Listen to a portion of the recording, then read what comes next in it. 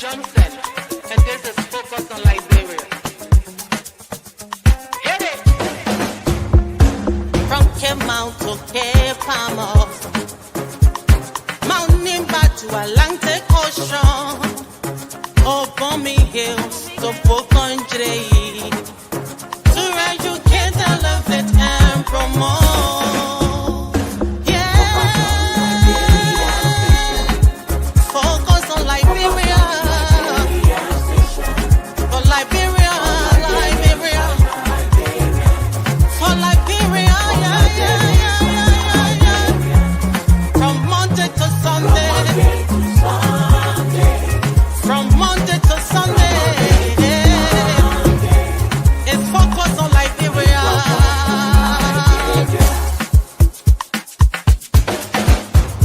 Talk about home affairs, in diaspora, current affairs, reliable information, history, talking about culture, politics, education, entertainment, business, sports, advertisement, articulation. Focus on Liberia. Focus on Liberia. Focus on Liberia. From Monday to Sunday.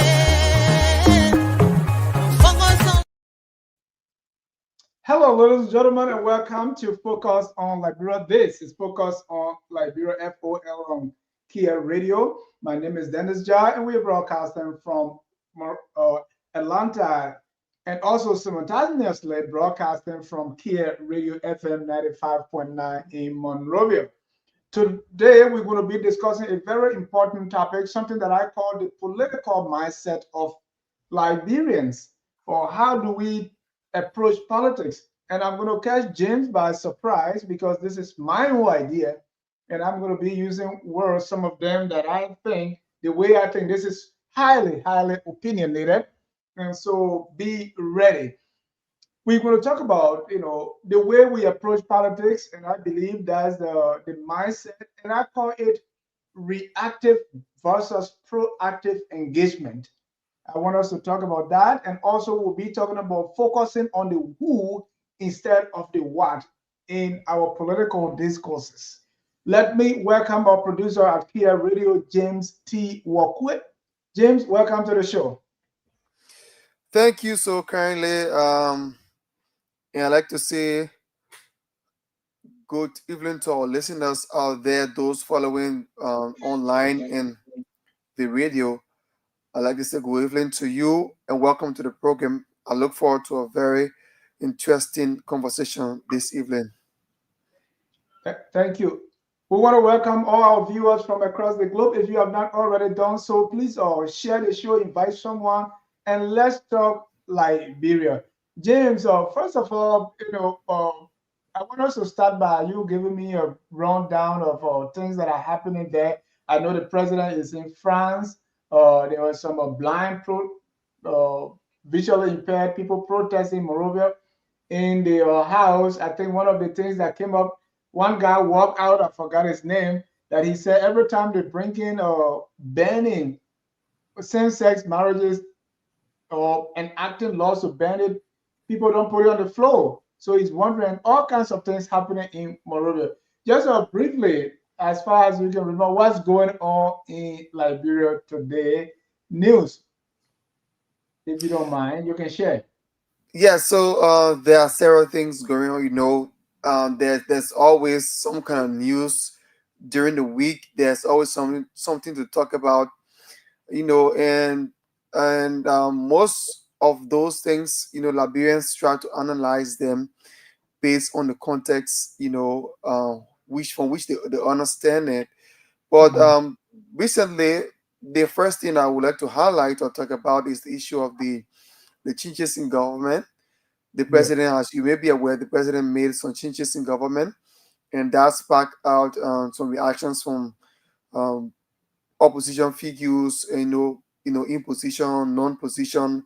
Liberians know had their own thing to say about it.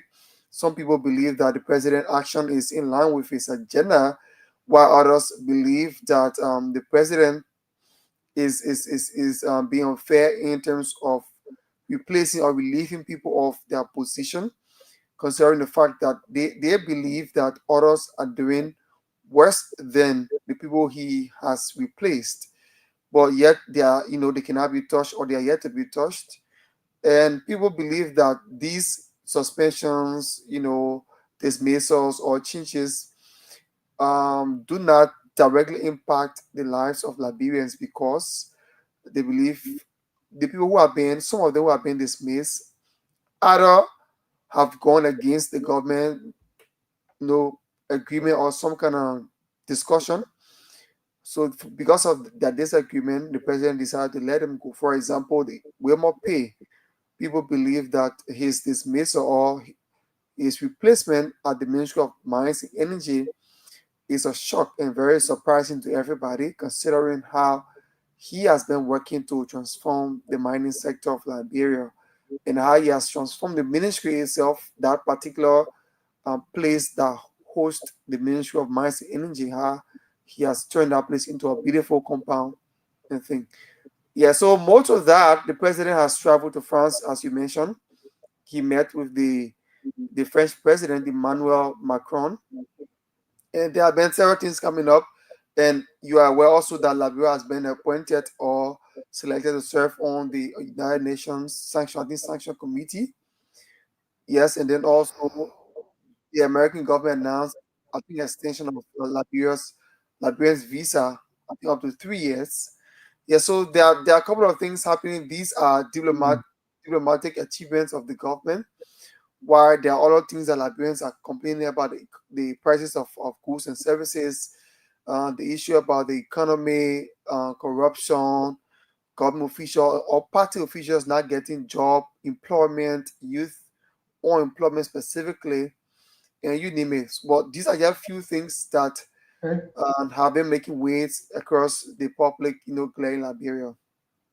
Thank you. Let's start with the dismissal of Wilmot P. The president is not saying why, correct? Because some of these things, besides, except for Dr. Chris Dugbeyan from Enfield, who, because of the board, the both-sided reason, this other dismissal, the president is not really saying anything as to why. It's just administrative, correct? Yes, yes. So And the the second thing is for people that are arguing that Wilmot Pay is doing this is all speculation. And if yeah they want to praise or say anything about these ministers being dismissed, normally there we don't have numbers to prove anything. It's only subjective. People are only saying, okay, he did this, or it's like he's refusing this. We are not talking numbers yet to say we were here, now we are here based on the numbers. Oh,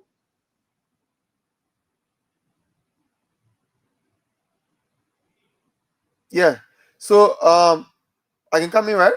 yeah. Yep. The dismissals of officials of government or changes, right? I think it is the president's prerogative, as per the constitution, as provided by the Constitution of Liberia, that he appoints, at his will and pleasure. So these officials that are appointed work according to the president's will and pleasure. So that means if the president deems it necessary rather to dismiss you, he will dismiss you. He doesn't really have to give reasons why he's dismissing you. But if he thinks that you should be replaced, he can replace you. He doesn't really need to provide reasons why he's replacing you. But one of the things they have preached continuously is that the government has always said they are committed to transparency and accountability. So I think it is from that backdrop that Liberians are demanding, transparency, when it comes to these, dismissals or changes in government. So if you dismiss somebody, there maybe might have been a probable cause for which you are dismissing them. For example, corruption. For example, maybe misconduct or something, right? So it is based on the issue of accountability that Liberians are demanding that the government or the president provides reasons why he's dismissing this official, because it's possible that the speculations in the public could be true, because they always say where there's smoke there's fire. It's also possible that all of these speculations are not true. So you Mm. always have these claims and counterclaims. So in Eh, a spirit of transparency and accountability to Liberians, if the president or the executive mansion provides that clarity to say, oh, John Brown is dismissed for acts of corruption or for misconduct or for doing something that contravenes the arrest agenda, then Liberians understand that the president has taken action because of corruption and it falls in line with his mandate. But mm. if you just leave everybody in suspense, it is the president's right. But again, where is the transparency in that? Where is the accountability in that? Because, for example, Dr. Dugbe Eh, Young, mm. nobody expected, even me when I saw the release, I was very shocked. And I was with some of my friends who started to talk, and I said, well, this is one of the president has been suspending people, dismissing people, but this one is totally astonishing to me because Dr. Young has been, by the numbers he has been managing, the infield, and we have seen some level of transparency and when it comes to, handling diseases or viruses across Liberia, especially with the imports. So I think he's been doing well. That I don't see maybe on the surface why the president will not suspend but relieve him of a post. But again, he's the president, so yeah. And I think that where sometimes we too as citizens, we this whole idea of will and pleasure. I think the Constitution did not add pleasure; it said will. I want to believe. But the way we often talk about it is the president can do anything anytime because the president who took oath. You talk about transparency and accountability. He took oath to be accountable and transparent, right? To uphold the Constitution. Yeah, So sure. I don't believe it is just this blanket that you can just wake up because if it were for his will and pleasure, we won't have confirmation. But the Senate is confirming. The Senate have to, confirm the person. So that person, you can just wake up and say, today I feel like eating fufu. So the person who made fufu should. So there's a way we can hold the president accountable without, most of the time when we support the president, we quickly run to that will and pleasure. Oh, it's a will and pleasure. So it gives this president this blanket, power to do whatever. But more to that, also the issue of the president travel. Let's start with the visa, right? This Hmm. visa, they say they extend the visa, right? It also boils down to transparency because this is coming at the heels of the deportee from the U.S., the high profile Abrero Yeah, being accepted. Abrigo Garcia. Garcia, so what people are saying, okay, this is the quid pro quo. You do this for me, I do that for you. So let's look at visa extension, right? According to Liberians now in Liberia, who benefits from this? If you came to the US and your visa now is 3 years instead of 1 year, who benefits from this? What do you think, and what are Liberians saying about the benefits of this? I've read some comments. I've not really had the time to research about that entire visa because my school and other work Mhm. I have had. But some of the comments that I've read or the posts on Facebook that I've read is that Liberians are celebrating because, for example, you are given a visa to go to America and then you just maybe that visa is just for 3 months. And so if you want to go there again for another trip, you have to go renew or do something else at the embassy, right? So But one of the things they are celebrating is that you don't have to go through all of the processes you go through from the beginning. So Mhm. if you have a 3 year visa, that means if you go to the States, maybe for a particular mission, and then you come back, if you wish to go and visit or do something else, maybe go for a medical trip or something, you don't have to go back to start over from that process. All you need to do is just in the quest, go through, maybe start from where you stopped. I think Mhm. that's where they're coming from. So how does But it benefit the country? Let's say James Walker is coming, so it's taking him times to go to the embassy 3 or 4 times. How does the country benefit? And who are the people that normally come to America that benefit from these things? People that already have money, right? so Government officials and their one way families. one way I think it benefits the country is that I think that's diplomatic trust in the government.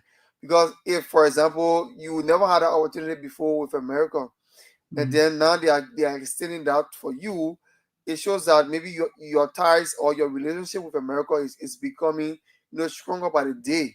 So what So does that mean? What does that do? it opens doors for further opportunities. I think Like what? uh, Opportunities like what? Which from door? the US, like for example, funds. Liberia wants the MCC compact, right? Liberia is hoping and praying to get the MCC compact. So strengthening your ties with America will definitely increase your chances, even though they have their components and things that you should pass. Uh-huh. So But so so and here's my take because I want us to move on. Here's my take. mhm, We the first thing is we are one of those who always in a hurry to leave our country, right? So mhm, Liberia is not going to develop when we leave. So that's one. Number two, if you most of the people that are making these trips are people that already have money, some of them stolen money, right? So if they bring the stolen money to America, it benefits of the American economy. What does that do for us, right? If you come to America and you stay 3 years, 5 years on visa, what is it what does it do? You come to visit and it saves you time from going to the embassy 3 or 4 times. So our idea that it is always better when we go outside Liberia is always good for us so that we can go to Liberia. Imagine somebody is giving you a deportee who, according to themselves, is a violent criminal. And in exchange, they say, come to my country and I will now cancel your visa for 3 years. What in the world is that? Can we also say, America want to give you opportunities to come. If you open business in our country, you can stay here for this level of time.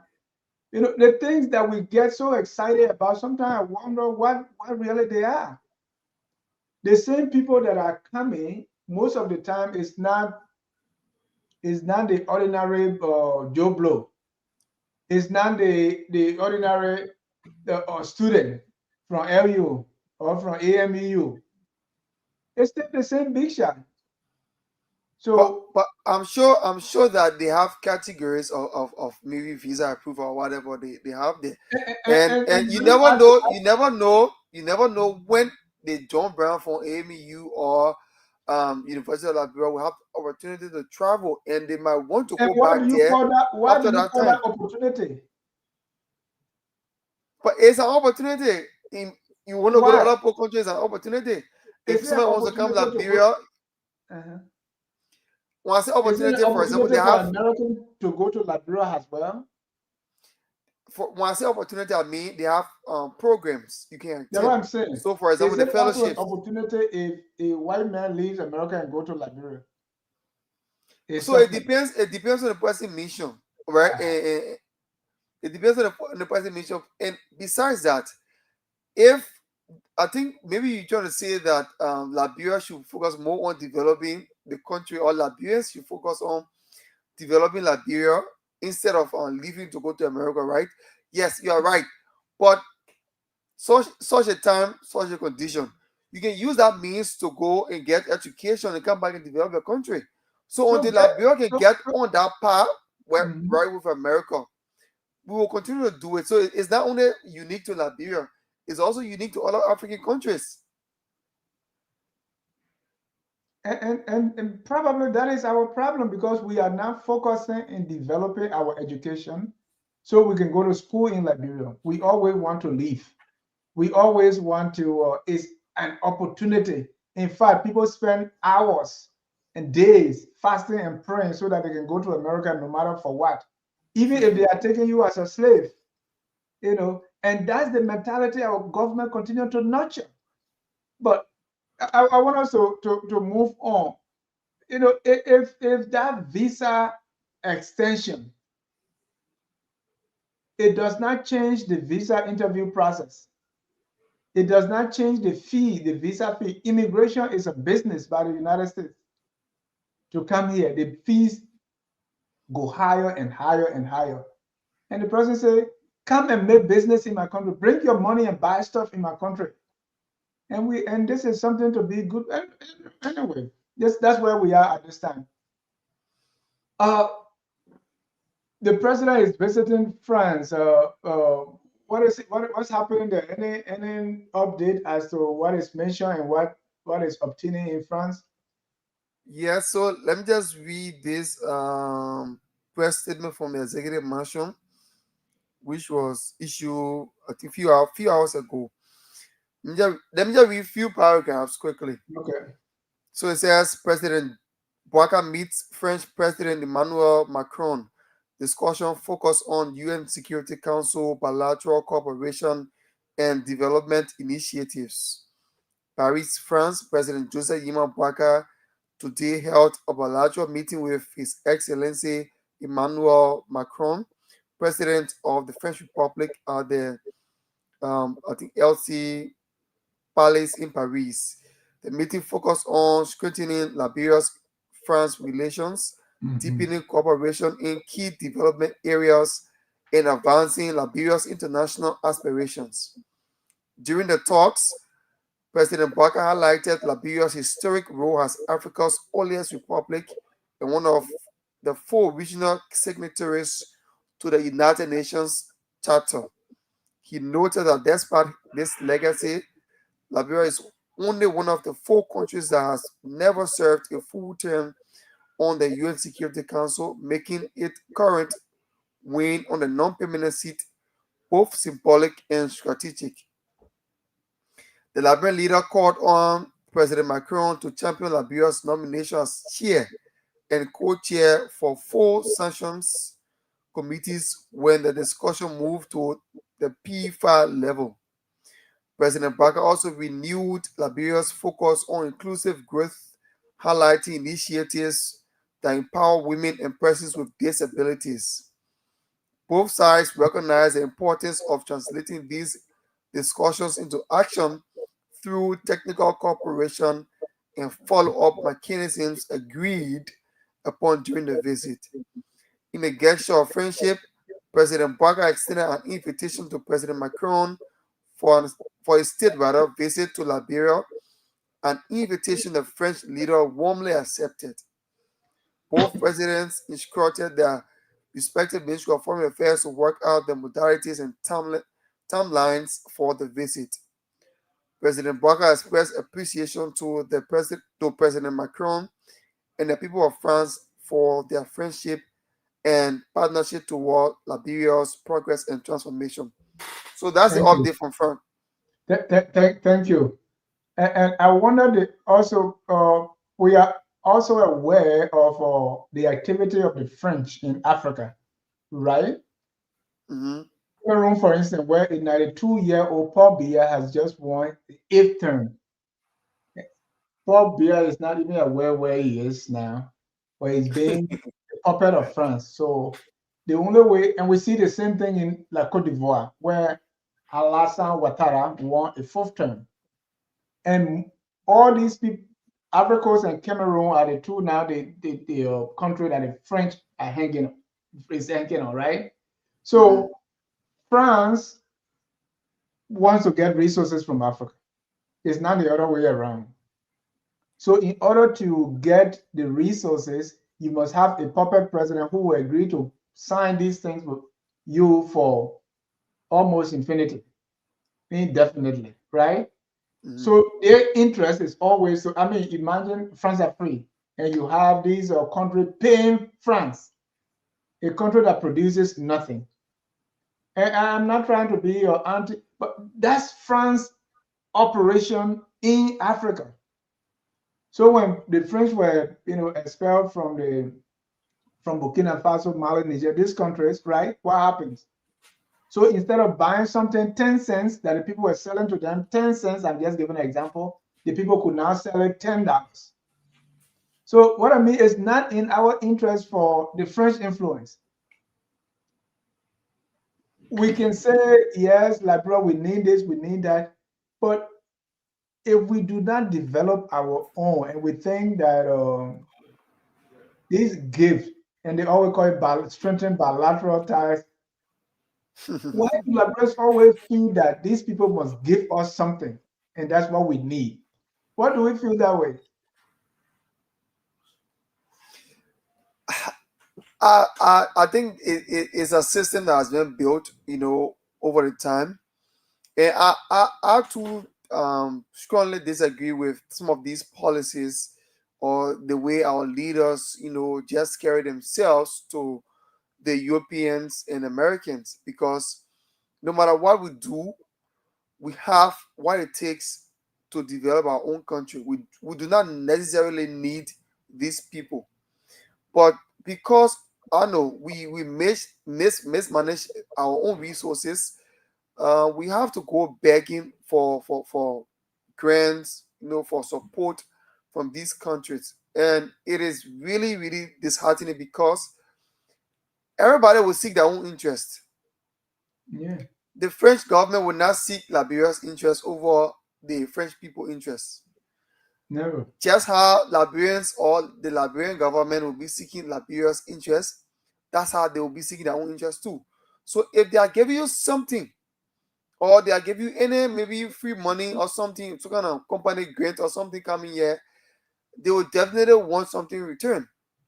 So all of these bilateral meetings and discussions, I think what we should be focusing more on is how can we use our resources, how can we use our little that we have to develop and invest in our countries. I Yeah, always mention the other countries like Rwanda, right?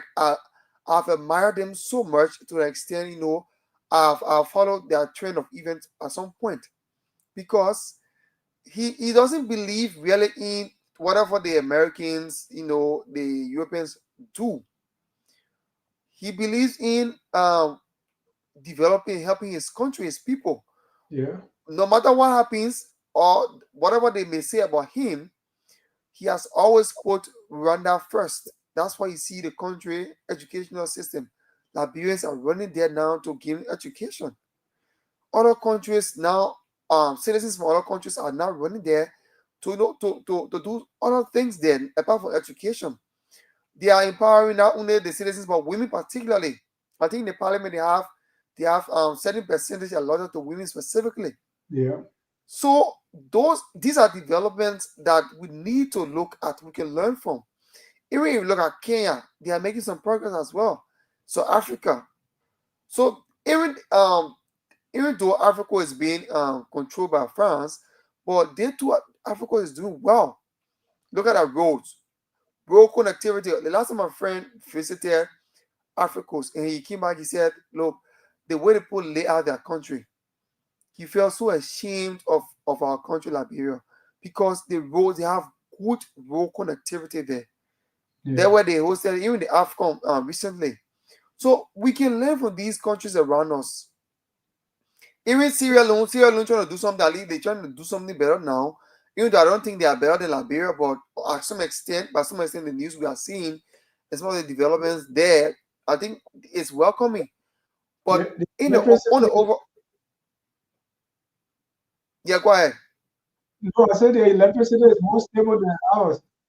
Yeah, so on the overall, African leaders need to invest more, focus more on developing and investing in our country. Let's use the natural resources for our people. If you have concessionaires or these concession companies coming, you should evaluate them to the extent that they will do something that will benefit the people. You can have in this modern day, people are still protesting, people are still crying just for a mining company to construct road that leads to the very mining site. You can't have in the 21st century, you have people crying to benefit, no, for schools, Yeah. clinics. They're not even saying hospitals, though. They're saying clinics. To even build good clinics in the area is very difficult. It's kind of shameful. But yet we go to the different countries, European countries, our leaders see the kind of facilities they have there. But they come here and act like nothing happening, or they don't see or they don't experience those things outside. But as soon as we come back, all of a sudden, everybody turns to black people, people who cannot remember anything. So they just come Yeah. out to start up co anti. That go by the same way we're living. Yeah. It's very bad. And I agree with you. We need to start move away from just begging for grants and support, to at least having talks with the people that we can have share responsibility. Look, I gave you this, you gave me this. It should not be that, oh, you can give us aid. No. But it should be something that we have a mutual agreement about. Um Exactly. I, ga- I It's gave you this particular deal, you gave me this, and something that I deserve to. Not something that you think you should give me. right, and that's happened when equals sit at a table to talk. But if you always sit there as the first of all, you highlight, the way we started begging is we highlight our role. Oh, we were the we've been friends for a long time. You know, business does talk doesn't go like that. What do you have? I'm selling something, this how much can you pay for it? This is how we should talk. But you are going and say, and then you were talking about the disabled population, and behind him, the Mhm. disabled people they are demonstrating. But I want us to move on and talk about what I call the analysis of Liberia's political mindset. And I want, if you are joining us, this is everywhere on Kear Radio. I want you to join here. We reactive versus proactive engagement. So I think Liberians have often responded to political decisions after they are made rather than shaping them beforehand. Even Mhm. though you could say it's changing now, especially when it comes to social media. But I believe most of the time we sit, they take decision, we respond. James, what is it that we want? Even take, for instance, when election coming, we as a people, use the last election, you were in Monrovia. Do citizens come up and say, this is what we want? This is how we want to be governed. These are the things that we care about.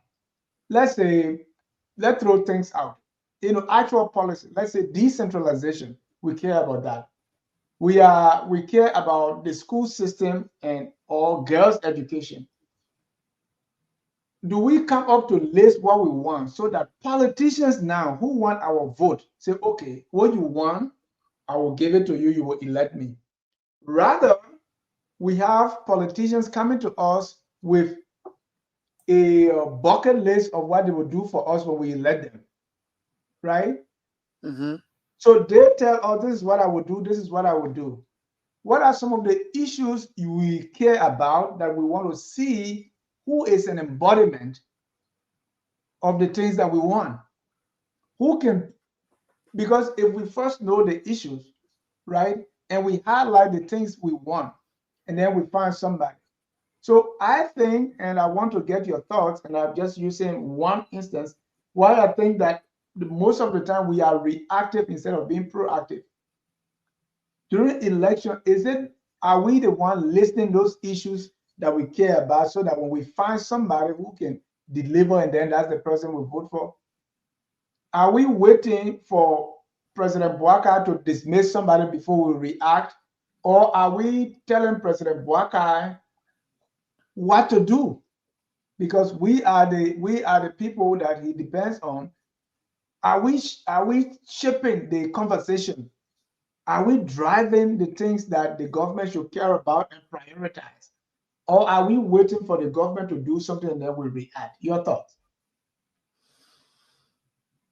So, two things I want to highlight quickly. First, you talk about before elections. So, I'll just talk about that, right? Before elections or during elections, for my experience, I've not really seen the people themselves coming up with these, points, or coming up with these agendas, right? To say, "Oh, look, okay, I'm from district number one. In the district, we need, among other things, we need water. So, no matter what you do, we have come and fixed maybe our signature or our voice to say we have put our voices together to say, look, we need water in this district. So, before we support anybody here unanimously, we want to hear from you. If you have water as your priority plan, then we can go for you. I've not really seen that. All I've seen is the candidates will come, okay, oh, today my name is John Brown, and I intend to do X, Y, Z for you people. Then, yes, there's no specific goal or specific agenda or the people driven, platform where Mhm. the people themselves would decide, say, these are things we want. And if you do not do it within your 6 years, we will move you from there. No matter how you, I don't know, even if you come and you build this and that, if you don't address these things, we don't want you again for the next season. I'm not really seeing that. All it has been like the candidates will come and decide for the people, and then they will vote. And whatever the candidate promise, you find out they will not even do it. Most times they don't do what they promise. Mhm. And by something that everybody knows. So the next one, I think there has been. Yeah, let's start that far first. Let me hear Jimmy's thought on that. Okay. And then we can go to the next thing, So before and during. So we talk about before they get to office. Jimmy, Yes. welcome to the show. Number one thing we are discussing here, the political mindset, right? So I'm starting with reactive versus proactive engagement. So I'm saying in Liberia, we often respond to political decisions, after they are made rather than shaping it ahead of time. During elections or during campaigns, we as a constituent, they are not, unlike here where they say, okay, this group here, they care about guns. So that's the thing they're voting on. So you go there to a piece and say, okay, when you vote for me, the thing you want about guns, that I will give. I'm saying that in Liberia, we don't have that. The people don't drive. People come and tell us what they will give us. We ourselves, we don't drive the discussion. We don't drive them to what we want. Instead, is what they want to give us. So we are reacting to their campaign plans instead of making them conform to what we want. What do you think? I say, Dennis, I think that is fundamental, what you just mentioned. And that is one of the stark differences with our democracy in Liberia and the democracies in more advanced countries. Someone even suggested, why should people put up their hands and say, vote for me, or we should be looking for the people who we want to represent us. And the reason for that is exactly what you're saying. You're looking for a specific person to represent you because there are certain things you want done. So the best thing, or the second best thing to looking for somebody is making sure that candidate supports the things you advocate, that you want to see in your community, that you want to see happen for your children. And it shouldn't be so general. Of course, all of us want more jobs. Yeah. All of us want better health facilities. No, but you need to make it specific for your community, outlining what you want to see, and for you, before you endorse this candidate, have him sign. Yes. He will sign that he will advocate these things. If not, he'll be removed. I think it is an excellent point you bring up, and that will change the landscape of the people that will want to run, because they knowing that the people have specific wants and needs, and they're not just going to go there, sit down there for 6 years, sit down there for 9 years, eat fat salaries, enjoy all kinds of benefits, and don't get anything done for the people. Yeah. I think also we need to make a clause that if when they are falling short, especially with these long terms, Right. Let's record them. yes, and have a clause for them to be, removed, to be removed from the seat before the end of their tenure. If they are grossly negligent in their duties, why should we wait 9 years? Why should we wait now? It's not practical. If you were doing a business and you employ a manager, and that manager isn't performing for first 2 or 3 years, are you going to wait for 9 years so he breaks the business down? So we need to implement some practical things to get up our representatives, our senators, in line with the everyday demands of Liberians. They are civil servants. They work for us, Yeah. and they shouldn't be dictating. We definitely, if we implement what you're saying, Dennis, we'll be changing the way business is conducted in Liberia. And Jimmy, thank you. And the second point is while they are in office, while these people are in office, they are still driving the agenda, right? They are still driving. We only react when they do something, right? The pressure is not on them as to what, right now, if the president makes one decision, I mean, the place is on fire. Mm-hmm. But Yep. what is it that lately that we've asked him to do? How are we holding them accountable to make sure we are reinforcing and also reiterating and re-emphasizing what we expect of them? So that, but instead we are reacting. And James, there where you were going when Jimmy came in, I wanted Jimmy to respond to that. Yeah, so I was saying I've seen a bit of changes when it comes to people reacting to government officials when they are in office. So we have seen that with several others leaders, and to that, for example, the minister, not minister, but the former commerce minister. I mean, with that, when the allegation of that car he purchased that reportedly worth over 90,000, as it was reported during that time, Liberians started to call for his immediate dismissal because that was just in the first year of the president's administration. And when that happened, when that allegation came out, and riding that kind of car while Liberians are suffering, then you just from elections where you promise the people to rescue them, Liberians begin to be very vocal about it. And also, we have seen that with a couple of other ministers, even the representatives and senators as well. Now, but the question is, do we have to wait for these people to get to take hold of offices before we start to come out at them? And sometimes I question this because you have the right or the authority right before you on the ballot box. Why accept the 10, 20, $15 to vote for these people, or why accept, oh, he's from a party, so the party mandate? Why allow party mandate to influence your decision when you know very well the person is not competent, they're not qualified to lead you, they do not possess that leadership ability to take you or to deliver whatever you may need. That's another thing. Now, when we start to call for these public engagement, they need to move beyond the words, especially for the lawmakers. So when a lawmaker is in office, you disagree with him on certain policy and thing.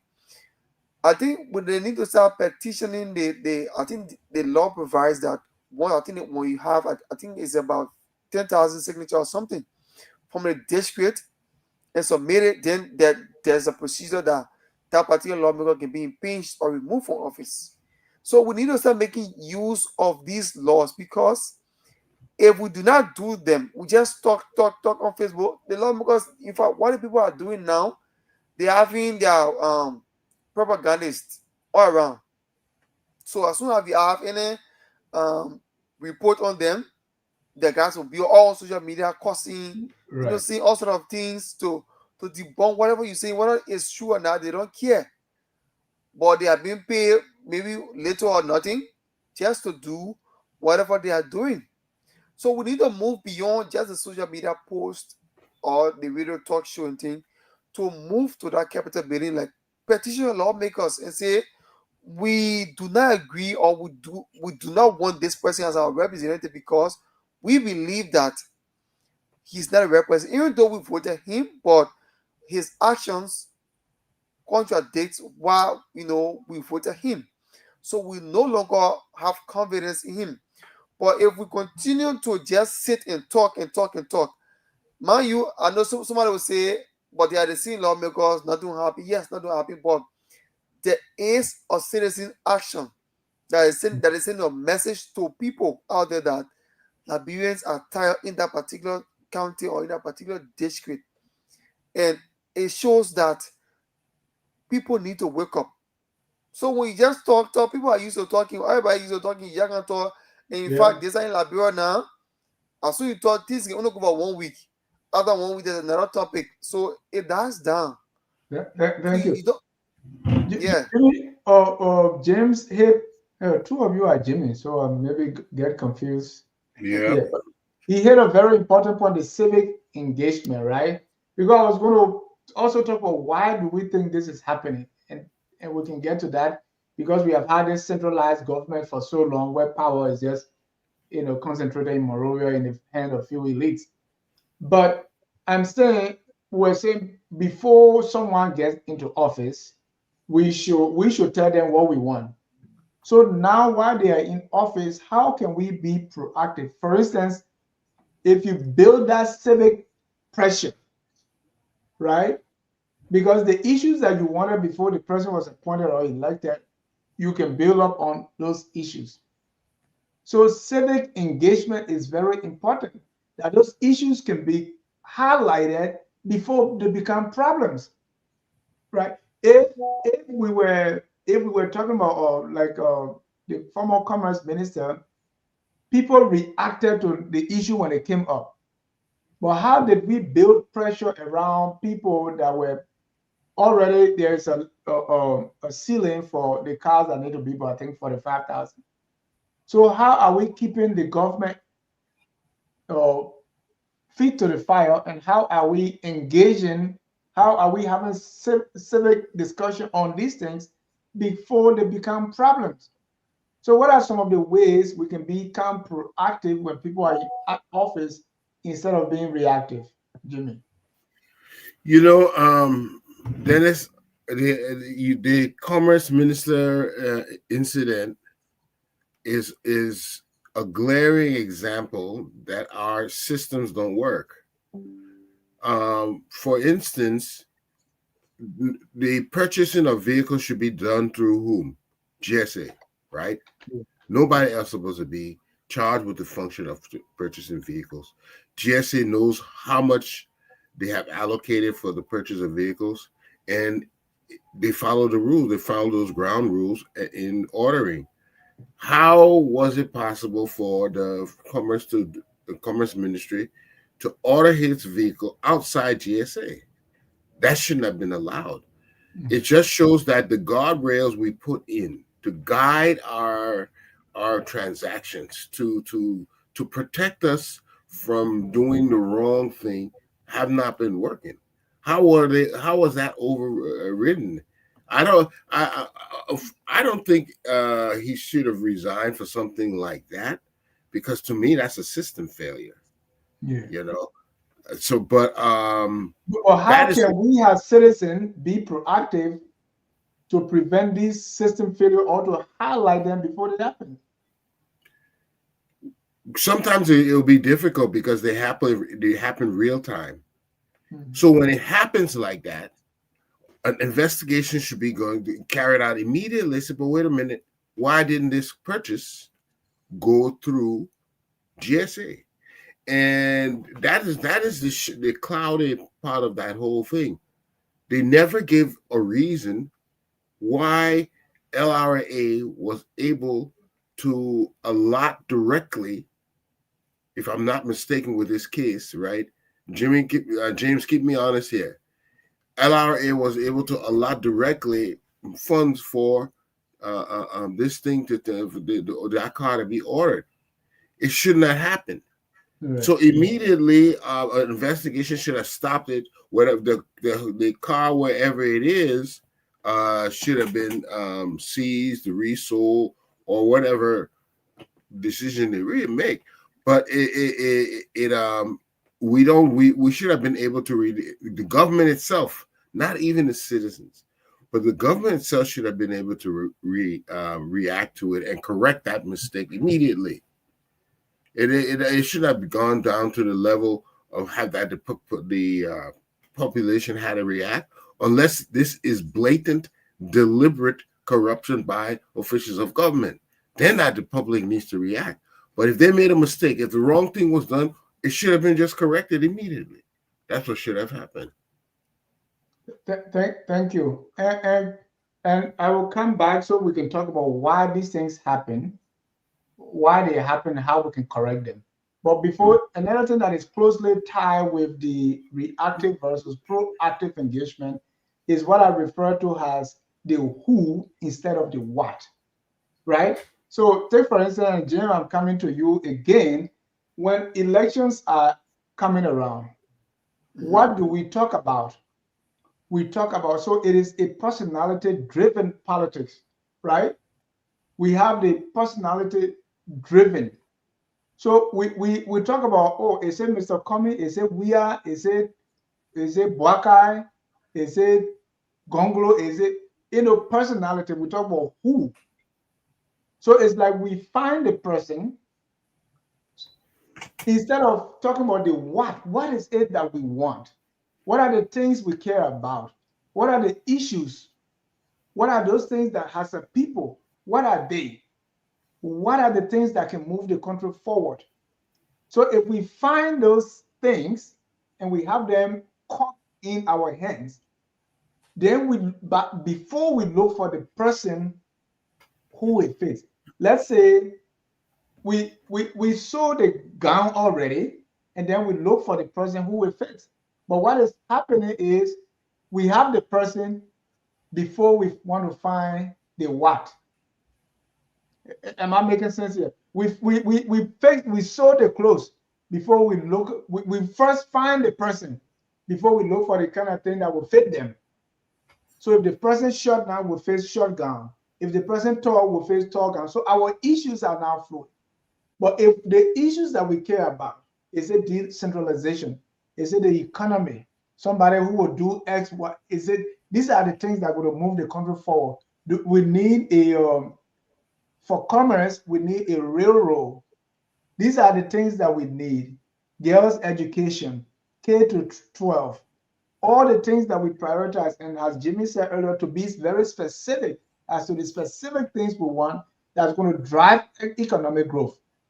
If we find those things, list them in order of priority from 1 to 10, then now we are looking for who to be the right person to drive that. But instead, we find a person, we find Jimmy, we all want Jimmy. Then that's the time we want to look for the issue that Jimmy will care about or what Jimmy is going to do. At that time now, so if that person, because we find the person before we find the clothes to sew now, at that person, whether the person, when the person short, we got to sew short. So now we're going to limit what we want because we have the who before we look for the what. Jimmy, come in on this one. Is Oh, it I a tell you what. problem? Yeah. You in other words, you're saying we should examine the issue Right. before looking at the personality who got involved. Is that right? Yes. So but we find the candidate first before we. So as a result, whatever issue the candidate talk about, we say because we already said this is the person we're carrying. Right. So whether they close with that we have fit that person or now we're moving with it because we have decided the person before the Okay. issue. Okay. I want the So other way around. yeah. So, but that is how it should operate. You decided to carry the person. The person is supposed to be advocating for what y'all want. The man should not be working by what he thinks is right. He also has to go according to what the wishes and demands and the sought out things that the community wants. That's how it should work. And these need to be updated. Well, I've been seeing protests. We've been seeing all kind of. We see water and sewer protesting. The other day, we saw transport protesting. You notice that these protests are mainly protests for government entities. They're not communities per se. It's all about work, and Yeah. and so that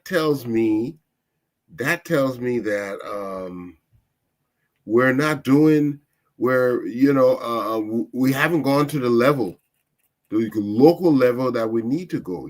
Okay, in other words, we're not seeing the communities themselves holding the representatives and whatnot responsible. We go to Senate. When we go to the Senate, we're talking about transport ministry. No, we need like who the constituents for District 11 need to say these things we don't see. We want you to do it. The citizens for Bond County tell the senator, no, we want to see these things gone. But all the kind of protests we see, we notice that it's all arms of either the school system, the ministries, but we don't see this actual communities demanding from their Yeah. representatives what they want. Because And they so give we don't they have take that what whatever you they know. give us. Yeah. So It shouldn't be that way. so Jimmy, James, what when it comes to who some of the issues that people care about, accountability and integrity, Hmm. basic services and infrastructure, youth empowerment and jobs, inclusive governance, right? So let's say if we have those issues laid out, then we say, okay, integrity, for instance, and accountability. If the person have not had integrity throughout his life, he's not going to have he or she is not going to have integrity for the next 6 years coming. So Hmm. and that's what I'm saying. But we so if we didn't talk about accountability and integrity has an issue, but instead we find or James Wisa Kofadi. Now we want James Wisa Kofadi to conform to accountability and integrity. It should be the other way around, Jimmy. Go ahead, Oh James. yeah. Let's return the who instead of the what. What you make of that, and I'm saying that's the kind of back to front political mindset that is getting us nowhere. James, your Yeah, take. so I understand your point, and you're trying to say maybe in a simple form or simple way. You're trying to say Liberians should find the clothes and should have the clothes rather first before Yeah, they find who the clothes will fit. correct. So, for example, if you want accountability or you have accountability as one of the issue, you should look for people with who With have accountability. integrity Yeah. or who holds accountability has their own agenda as well. So I understand your point, and I will say this right. Mhm. Um, over the last few years, our elections have been about party mandate and tribes. it has not really been about the issues Liberian, the issues that confront Liberians. So, for example, in our district, you find out that if I don't care, or the people will not really be concerned about whether John Brown or Mary has integrity, or whether he or she is corrupt or not. The, the first thing to look at which party this person is from. I can tell you for sure that happened in district number 17. The first thing, people were not looking for people who stood, you know, or the character of people before the elections or their entire life. They did not care to examine who that person is. But what they care about was, is he from party X or Z? Is he from the United Party, or is he from the, or is she from the CDC or from the ANC and what have you? So when we have that kind of mindset of political mandate, then we drift away from the issues that affect the district and start to move towards party line. So we no longer see that person to be corrupt or what. Even if you bring the latest report about that person, hands in the cookies jar, we do not care because that person is from our political party. The next thing is our tribal vote on tribal lines. So once James is a Gisi man, we don't care whether James is corrupt or James um, lacks integrity or whatever, or whether James is even sanctioned. As long as James is from this tribe, I will vote for James. I will support James. In fact, I will even go against people for James. Then that mindset is wrong because you do not discuss the issue. You do not ask the hard questions about how do you intend. Okay, let's say for example, our society is normal for people to come for the candidates to bring their own platform to us, right? But if you have that kind of mindset of party line or tribal politics, Right. you do not ask the hard questions about how they intend to arrive at those points. But rather you just say yes. As soon as the man say I will build road, you start shouting. But how is he going to build roads? You do not care. All you know, you will build it. Then, if he wins, what happens is that, oh, I'll try to build a road, but the government does not want me to build a road, and the people fighting me, no money. But why, when you had the time to ask him how he intended to build the roads, you did not ask him. Now So, he's so, coming so with Jimmy, excuses. Jim, let me go a step further. And and that's what we're going to as to why these things are happening. So you said we vote on party lines or the party mandate, tribal lines, and all that. Why? That would be my next question. Why do you think these things are happening? And one of the reasons, let me throw mine out there, is we don't trust institutions anymore.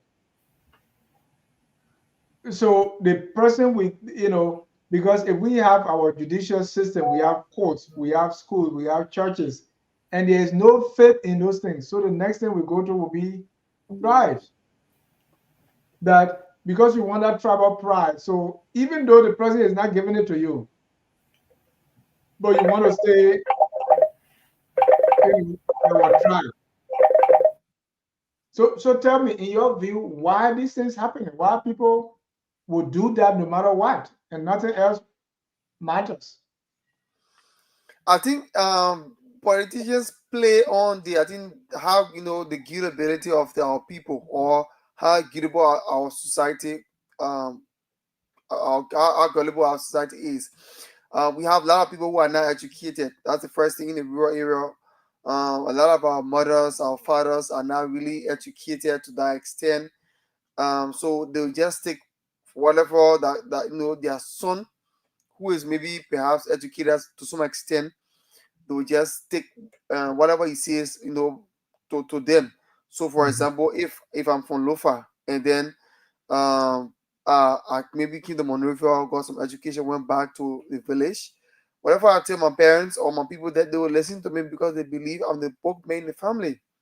So that's one of the factors. People are we have for the legislative rate is high, it's still high, and people, But, the but politicians Jimmy, use that. Jimmy, James, let me push back on that one quickly, because the people that are voting on these tribal lines, the people that will say we have to be party loyalty, most of the time they are educated people, right? So even before it gets to the village, what Yeah. you are So I saying was coming there. exactly when Thomas Fala flipped to say we support Buakai, the reason he gave, he said because he's from Lofa.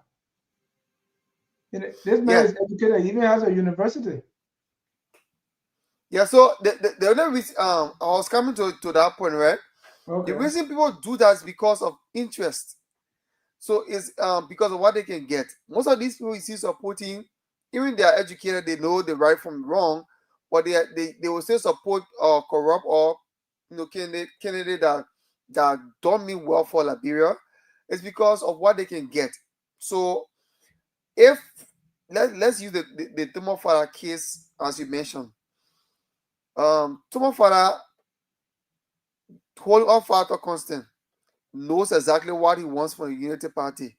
Nobody will tell me that Tumafala is only supporting United Party because um, the president is from Lufa. That's not true. Tumafala has a future endeavor, perhaps to become senator of Lufa or something for which he wants the president's support or he wants to get maybe close to some resources that will help him to run his campaign.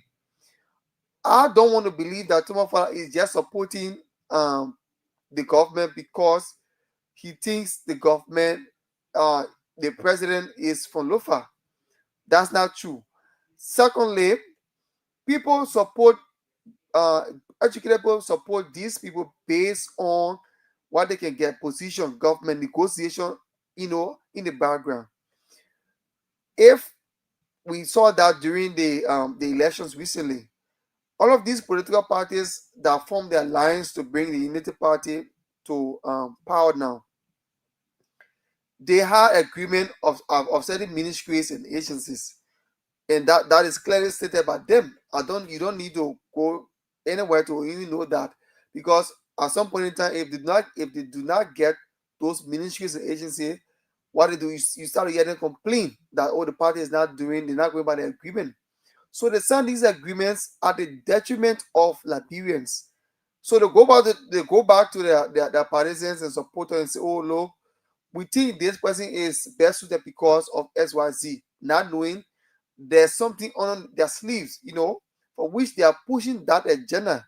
So I think it's because of interest in what they can get, in the background, that for which they support a particular candidate, even though they are fully aware that that particular person does not mean well for Liberia. That's what I think. You are muted. Jimmy, I have listed low trust in institutions, weak issue-based campaigning, and cultural legacy. Jimmy alluded to that too on your tribal traditional leadership structure in your and especially wartime, where there was a failure in the national army. Everybody was at everybody's throat. So the only thing you can run to will be your tribe, either to protect you, because since your tribe was hunted, so you will have Loma Defense Force, Ulembo Kroma, Ulembo Mandingo, Ulembo Crown, or Ulembo Kroma. So those things to kind of make people to run to their tribal alliances for protection. So let me, based on what we discussed so far, personality driven, the who or the one, and all these things. Why are these things happening? Well, part of why people had to run to their own tribesmen for shelter, because it became a ethnic type of war. People were seeking out certain people, certain tribes to kill. If we remember, the first group that even left was when after the penetration at Kample, I think, in Nima, were the Mandingos. Remember, we saw those trucks and trucks of leaving the town, because the Mandingo people had received message that these people hunting them. So they ran, and this continued. The next thing you know, they were saying they were searching out the crowns. The So as a result, when your ethnic group has been sought out to kill, naturally you will try to seek shelter where you're of the same tribesmen, so you can Yeah. form a union to defend yourselves. And so that was a natural thing. That's why whenever you have ethnic wars, this is what people will have no choice but to, you know, find a way to protect themselves, you know. And tell you the truth, it's not guaranteed though. It was one of the worst things that I think happened in the war, because as you sought out, your own tribesmen for protection, now they knew where to go. But if we're mixed amongst Correct. ourselves, different ethnic groups, it will be difficult to carry on mass murder and stuff. Like, it'll be more challenging because you don't know who's who, you know. So like I was embedded with some guys, and So it Jimmy, didn't be- what is causing this the things that we talk about so far? First of all, the reactive versus the proactive engagement, and also the who instead of the what. What causing them, and how can we fix it? okay. Well, proactive engagement requires forethought. Let's look at it. We have to think ahead. What might happen? What we should do? You have to be thinking ahead. Reactive is when you have not thought, when you have no plan, when you have not thought of ahead what will happen, so you have nothing planned out. So anything you do would be simply reactive. That is the source of just pure reactive work.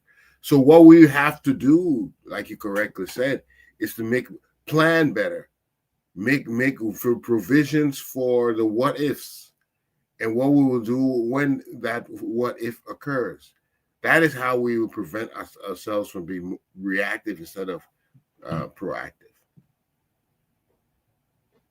If you just joining us, this is focused on Liberia, live on Kear Radio, and also broadcasting from Atlanta, Georgia. If you want to take part in the conversation, the analysis on the political mindset of Liberians, call 605-313-6004. The code is 791403 #.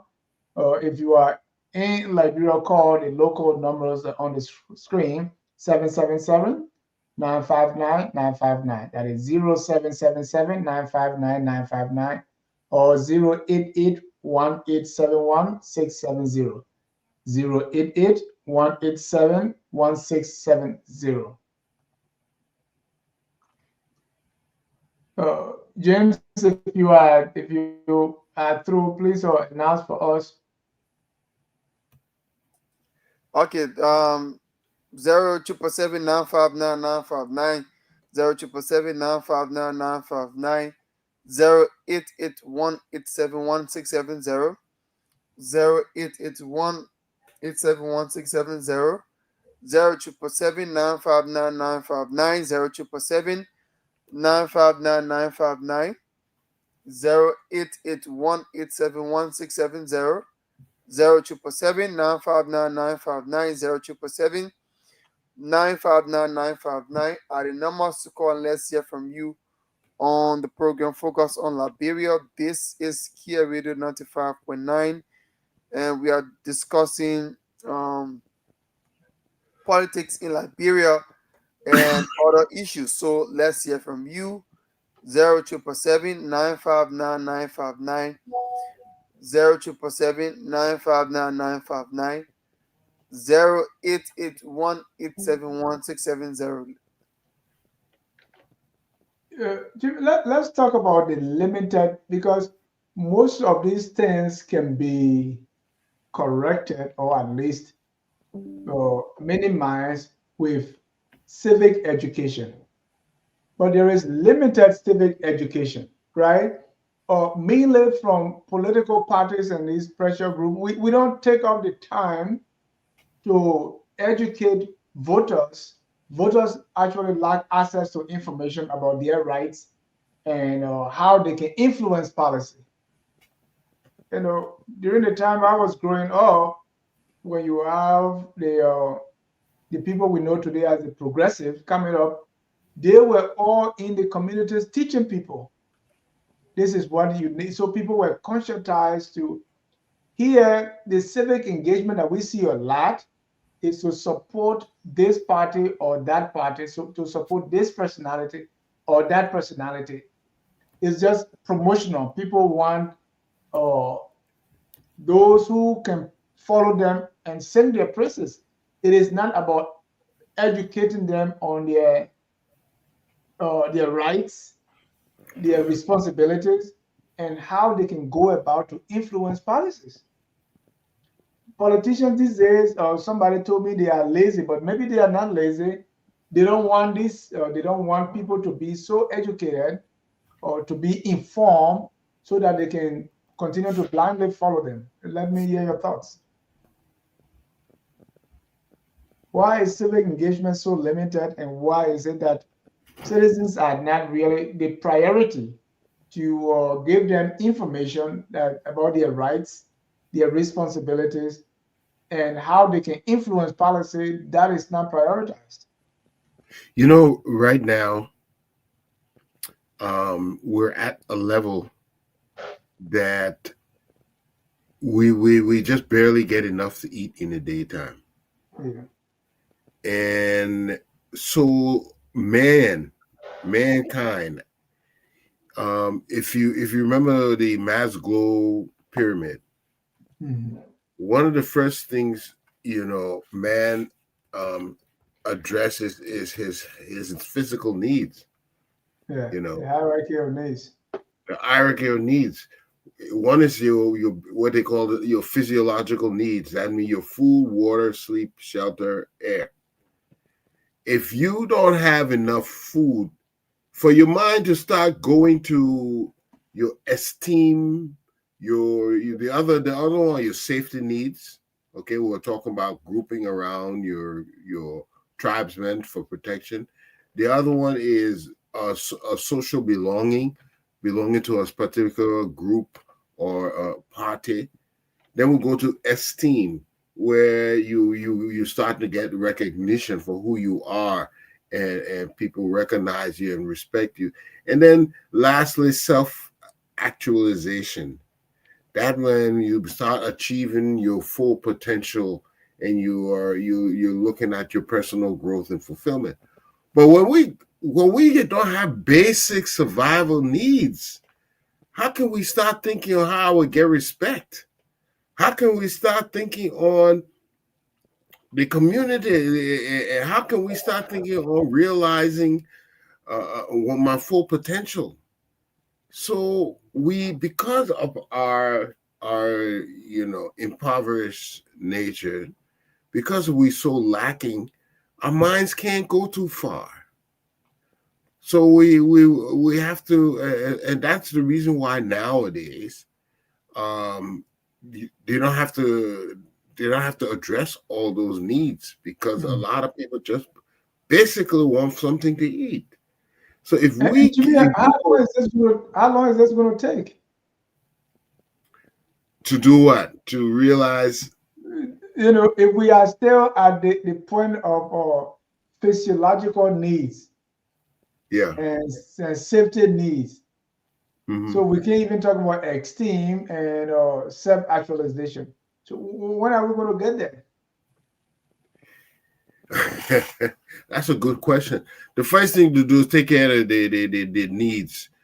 You have to explain to people that before your needs will be met, these are you have to know who you putting in there. If you put somebody in there who would just give you $15, $25 that day, or give you one bag of rice that day, or give you one T-shirt or something, you are not feeding yourself for time to come. So just what you say, there has to be an education where people realize that this one bag of rice that I'm getting, it might satisfy me for today. But the kind of money this man would steal, this man or woman would steal, the way they would keep my community backwards, that today we ain't get no toilet in the area, no nothing. But yet we all took one bag of rice for him. Now when they counted, where the government allocate 100 million for him to improve the facilities in the community, he take that money and pocket it. He eat it because he felt he has given you a bag of rice. So then you give the people the chance. Say, look, you have a choice. Yes, you take the top $20 from the man, but he would take all your children out of school because he would not Yeah. build a school. You will still be going to the latrine outdoors because you will not have that. You will not have basic. You will not even get job because the area that the man's supposed to repair so people can come and do business. He will not do it. So you have to make up your mind now and not give into that. So they have to educate the people, but it's to their disadvantage, or I should say, their advantage that you don't know better. Yeah. Yeah. And that's why I'm coming to James now. The people that are supposed to tell you how you can influence policy, the people that are supposed to tell you, because it sometimes becomes, what happened first. Because if you are not developed, the economy is not developed to the point that people have jobs, so they are not only thinking about food from 6 to 6. Then the people who are responsible to do that, they don't want you to get to that point because you will start following them. So they want to keep you in that place. So how we get out, James? Yeah, and that's the goal of the politician, right? To ensure that you stay in that impoverished, condition, so that you don't get to that level. And because when you know what they know and how they are getting the things they are getting, their belief is you might want to change them, or you might want to be like them or more than them. So that's the goal of the politician. But one of the ways we can, I think we can get out of that is what you mentioned, civic education. We need to educate our people more and more on their rights, their responsibilities, and the responsibilities of the leaders to the people as well. Because I remember a few years back we studied civics rather in school, and then they taught us government, the responsibility, and different things relating to citizenship as well. But I think it has been, I don't know for what reason rather, they no longer teach civics in school, but most of the schools are not doing it now. But I think that it has to be brought back for our students, for our people, right, to know. Because when you start to nurture the younger ones about these things, when they grow up into the society, they know directly what they are supposed to do. They are educated on past history about people who have led our country and what they did for us, how they proceeded with the things they did. But if in the absence of that, we do not achieve, we will not achieve anything anytime soon. Because if you have a large portion of the population still illiterate and cannot read and write, basically, then it means that they are vulnerable to these kind of things from politicians. And the agenda of politicians is always to play on the mind of the people, the intelligence of them, to ensure that at least they achieve their agenda. So yeah, that's what I think. That's one way I think we can move from that. And also, we need to change our mindset. Like former information minister can say, Honorable Boblek can say, changing mind, changing attitudes. The way we think, the way we see things, we should go beyond the party lines, beyond the tribal lines, and see Liberia first and see the issues. Let's discuss the issues, things that affect us, things that will impact our lives, are things we should be discussing during elections. And not, he's from this, he or she is from this tribe or this party, so I will vote for that person. No, we should see beyond that to put Liberians first, because whatever we do, our children, the unborn generation, will be affected by that. So yeah, that's what I think. Thank you. Well, any callers from your end, else we can wrap it up. No, no, not yet. So let's wrap up. I know we started with some current issue and why things are happening, and then we went to our discussion, which is the political mindset. Uh, let's get you closing, James, and then Jimmy will come in. Yeah. So again, I just like to re-emphasize that Liberia is all we have, and no matter what we do, only Liberians will develop Liberia. The Americans, the Ghanaians, the other Africans will not come here and develop our country for us. So let's put aside party politics or the party mandate and see this country as our own. If you are in opposition, you can still contribute to Liberia's development. Okay, I think we have a caller here. Can we take it? They went off. Yeah, yeah, sure. Okay, they just went off. Let me announce the numbers again.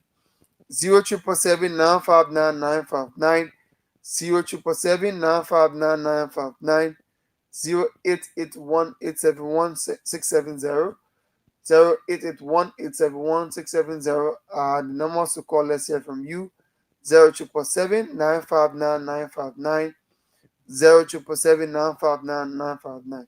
Yeah, so as I was saying, let's learn to put our country first in all we do and see beyond the party politics.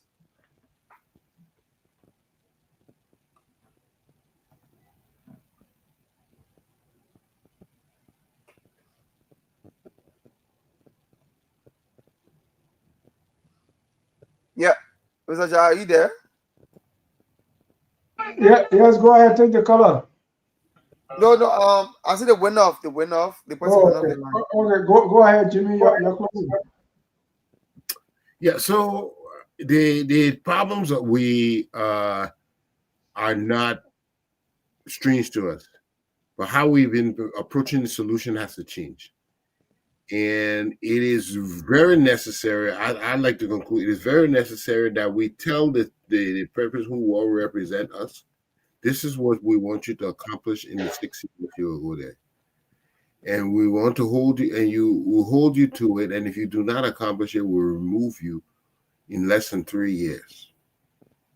And if we approach it like this, we will get a better performance from our representatives and those who take public office. Okay, this is the only way to do it, to hold them accountable, because as it stands today, they all as soon as they get the position, they think that they are above us. Yeah. That they now they're no longer accountable to us. They are special citizens and entitled to special benefits and emoluments. We need to stop this mentality in the government, and the only way to stop it is to have mechanisms in place that as soon as they do not perform and do the things we specify that they want them to done before they even take office, that we can get rid of them. Now, to pull this off, the very legislature has to implement these things. And it is not in their advantage. I'll give you a common example. The other day, the reduction of salaries were introduced. Mm. Dillon introduced that. But do you know that none of those legislators wanted to reduce their salaries? They know very well they get any, way more than doctors, way more than other professionals, and they don't. We cannot see the work they do, the kind of benefits they get. Now they're even talking about getting cars for their staff, Yeah. and they know that they're getting more, but they have refused to implement salary reduction for themselves to bring it into more comparison to other countries in the region. They refused. What? So this requires a course of action from the citizenry. The citizenry needs to react. You have refused to reduce your salaries. We want you guys out of that office because you refuse to reduce your salaries. And then we replace them. And before we replace them, we make sure we stipulate what we expect of our people. Right now, they're holding us at ransom, and it should not be that way. We don't advocate, civil unrest, but if you cannot get the people to understand that they are taking undue advantage of the people they represent, then what is your next course of action? Okay, remember, protest has been the one tool we use to bring attention to an issue. But the protests we're doing is just stand around the Capitol building, have some placards. That's not what we need right now. We need to have a sit-in where the government will not be able to function because they have not addressed this. That doesn't necessarily call for violence, but it definitely will bring their attention that this issue, this unfair thing you have been doing, has to stop. And that is where we have to be wise. But remember, we have different level of exposure in our country. Some people they will take advantage of this in the wrong way, and that is why we have to be careful.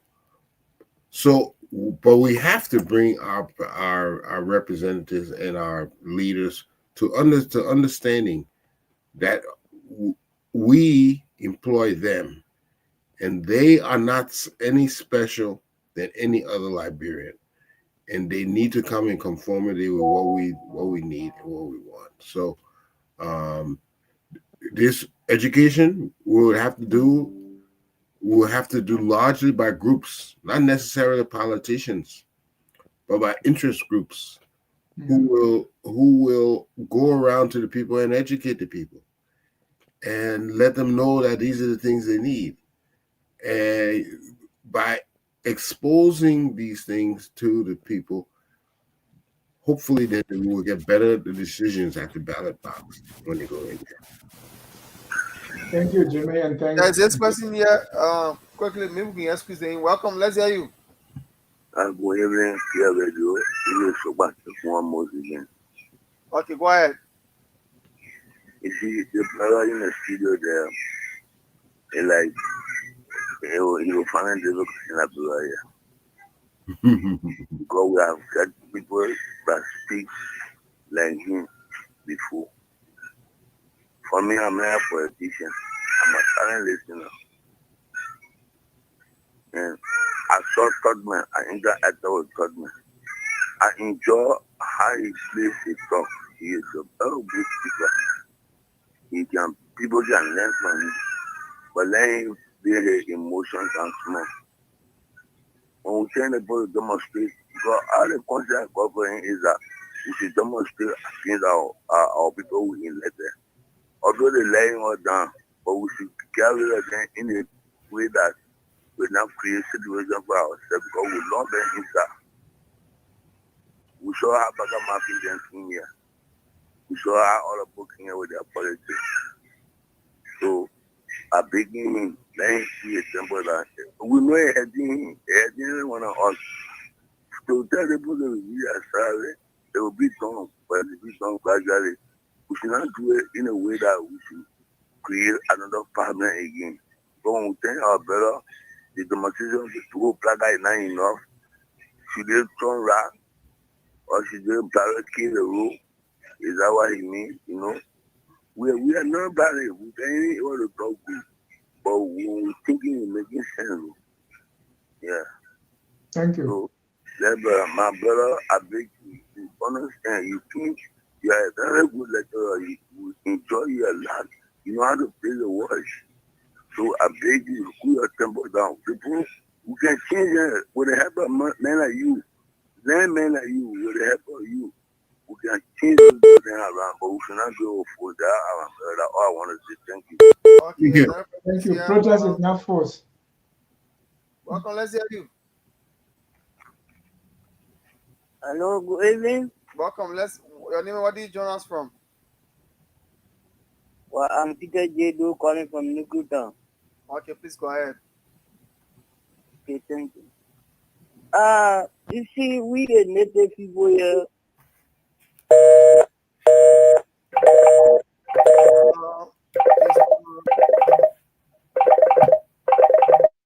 He went off the line, so Yeah. All right. We thank you all. We want to appreciate your time.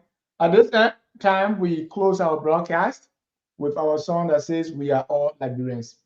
Whether you believe anything we said tonight or you on the other side, we are all Liberians. Let's do our very best to make our country a glorious land of liberty.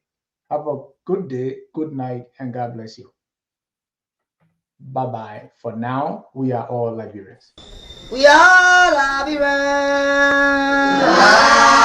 Liberia is our home. Liberian people. Liberia, everyone.